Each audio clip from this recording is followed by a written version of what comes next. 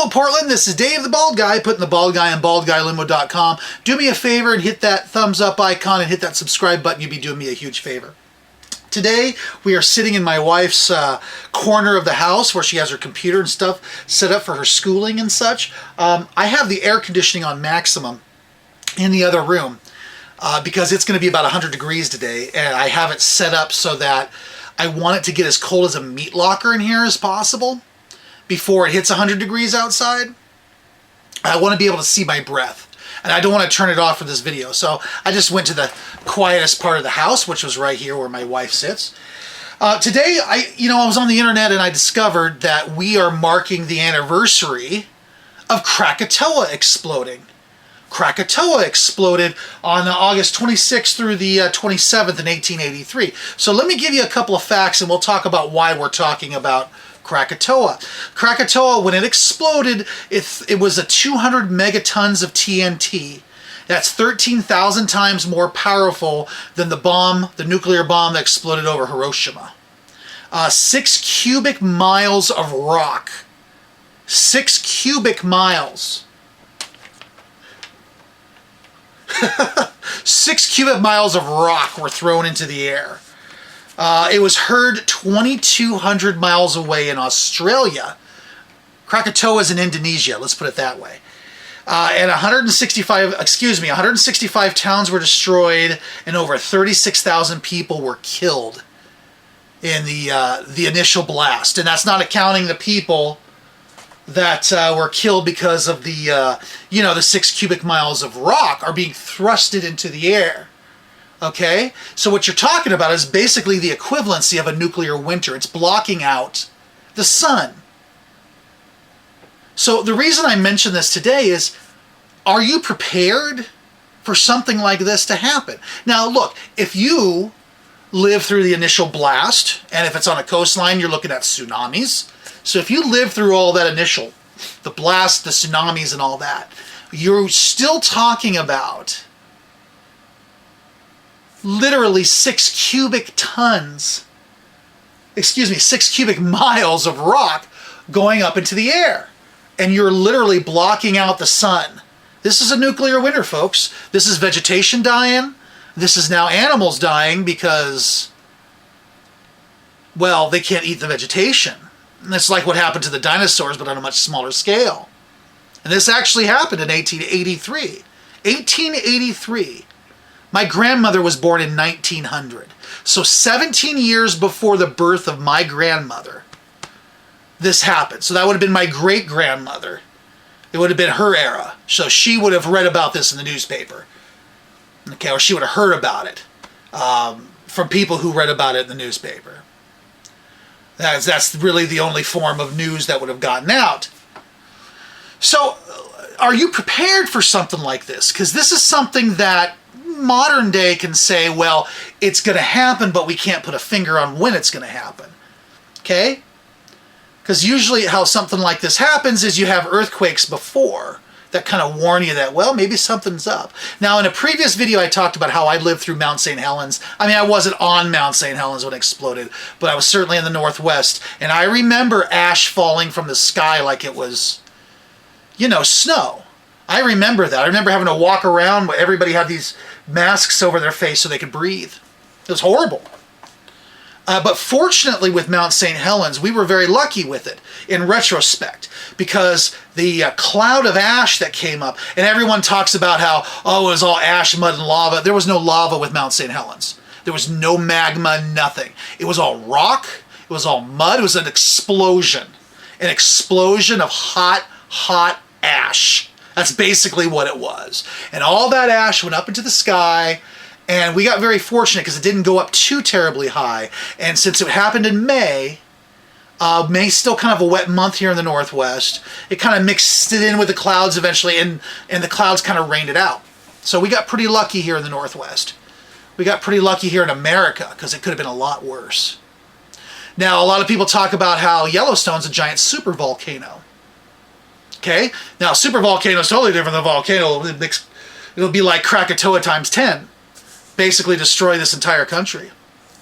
Yeah, and maybe Canada too, for that matter. But the point of this whole conversation is we need to talk about, are you ready to survive something like a giant ash cloud or a giant rock cloud or just a giant cloud that's going to block out the sun? Because one of the things that happened when Mount St. Helens exploded is if you were in Washington, there's all that ash everywhere, and people who drove their cars were totaled. Because as they were driving, the ash gets into their air system, clogs it up, car doesn't work anymore. So a lot of people had their cars totaled because of that very reason. There's a fun story, I'll let you look it up on YouTube. Professional wrestler Rick Martel went and picked up his car up in Washington State on May 18th, 1980 when Mount St. Helens came. And he lost his brand new Trans Am to Mount St. Helens. And it's too bad because it's a nice car. But that's neither here nor there. So you need to have some kind of plan for something like this, just like everything else. You need to have something prepared. So, for example, I have 110 gallons of water sealed up as we speak on the property. Right? So now we've got water that we're able to drink at least for a while. At least while the initial cloud plume comes in. You need to have food stored. But what's most important is you need to have oxygen. Because remember what we talked about, the 5 things you need to survive, that any person needs to survive.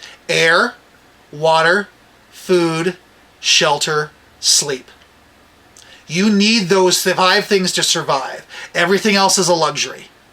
So air, you need to have some sort of air respirator system on your face. Something to filter out the cloud. Look, we're not talking about filtering out mustard gas here. It's going to be mainly ash that's coming down. Ash and maybe rock particles. So you need to have something over your face. You need to be able to breathe. Okay? That's number 1. Number 2 is water. I'm going to assume that you've prepared at least 100 gallons of water on your property or wherever you're at. Because if that's not a priority, you've got a problem. Okay? Number 3, we got to have food. Okay, so the food that you have, you're going to have at least 3 weeks of food stored up for everyone that you have on your property. Bugging out right now is probably not going to be a huge thing that you can think of, because you're talking about ash and rocks falling. You're talking about your car getting flooded with all this ash. Depending on where you live, depending on what's happening, you literally are going to need to listen to the news, the reports on the radio and on the TV to find out when it's expected to come, if it's going to come at all. So that's something you need to consider. This is something, if you're close enough, or even if the wind is pushing everything north, even though a town that's south is closer, the northern people in the northern towns are going to get hit first. That's what happened with Pompeii. There were actually towns closer to Vesuvius than Pompeii, but because of the way the weather was going, because of the way the wind was going, all that stuff hit Pompeii. So you're going to have to decide as to whether it's safe or not for you to go. If you're driving and all that hits and it clogs up your car, you're screwed. I mean, you're screwed. You're going to be sitting there for quite a while until all that stuff's done dropping. And now do you have enough water in your car and enough food? It's probably safer just to stay in your house at this point. All right? So we've got air, we've got water, we've got food. You're going to have at least 3 weeks worth of food. Okay?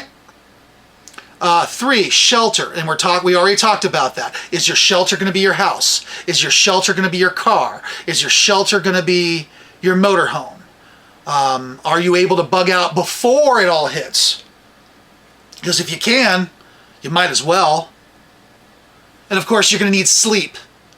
Because like I say, if you lose sleep, if you don't get a decent quantity of sleep, if you don't get you may not get the quantity you want, but you could at least get a quality sleep.